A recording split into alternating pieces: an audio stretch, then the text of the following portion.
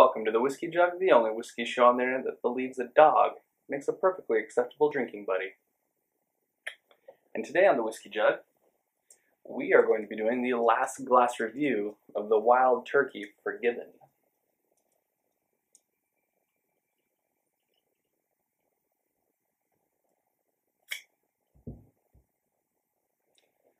So, this is a really interesting whiskey, and it has kind of a interesting history, if you will. It supposedly came about when the distillery crew accidentally mixed some rye, of the Wild Turkey rye, with some of the Wild Turkey bourbon, and this happy accident resulted in the Wild Turkey Forgiven when, I believe it was Eddie Russell, I can't remember the whole tall tale, but I think it was Eddie Russell, tasted it and he really liked it, so he said all was forgiven, and so we were given the WTF.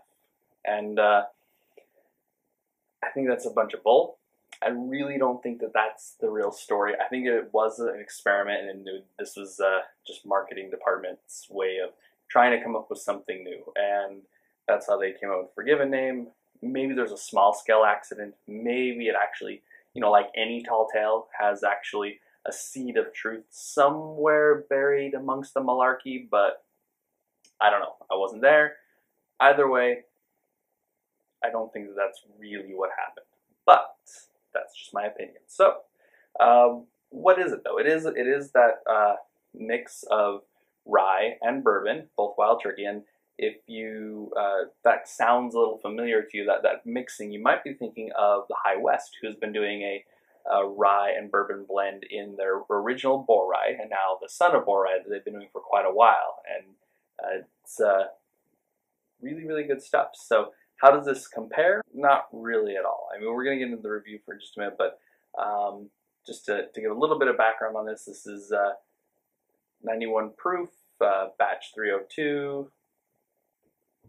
Those are the pertinents. So back to how does it actually compare to the Boar Rye and the Son of Boar Rye. Well, the original High West Boar Rye, it's pretty legendary stuff. And the Son of Boar Rye that they have out, which is using younger whiskey than they used in the original Boar Rye, is also really, really good stuff. And I think it's a better balance. Tom Perkins and his crew have been at the bourbon and rye blending game for a little bit longer than the Russells have been, so they've got a little bit more experience in that department.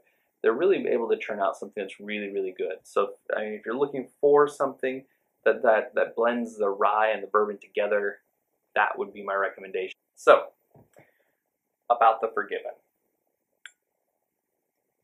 On the nose, the bourbon really dominates. You got a lot more of the caramel notes, kind of a dark dessert kind of notes in there.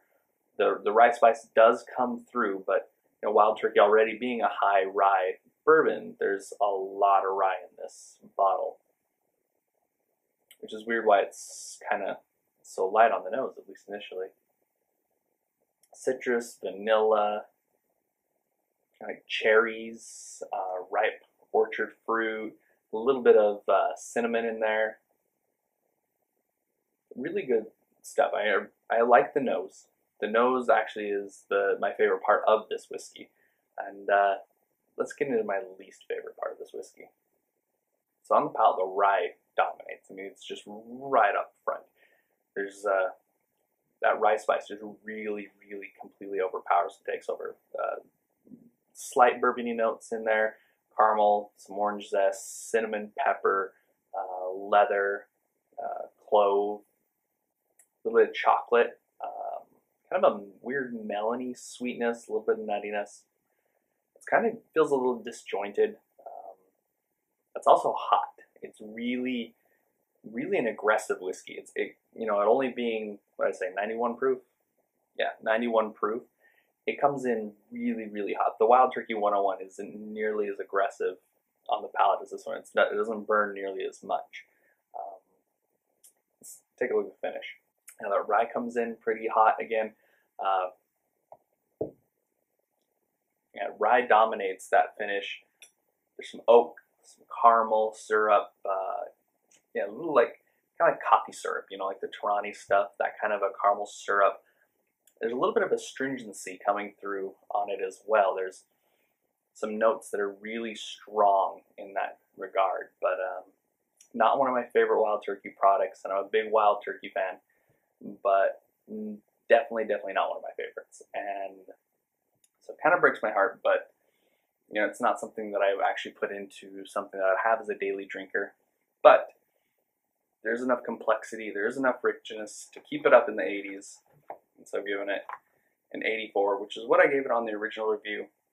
Drinking through the whole bottle, not enough of a change in anything to actually warrant bringing it down at all, but really nothing has changed enough to bring it up. It just feels unbalanced, just doesn't quite come together.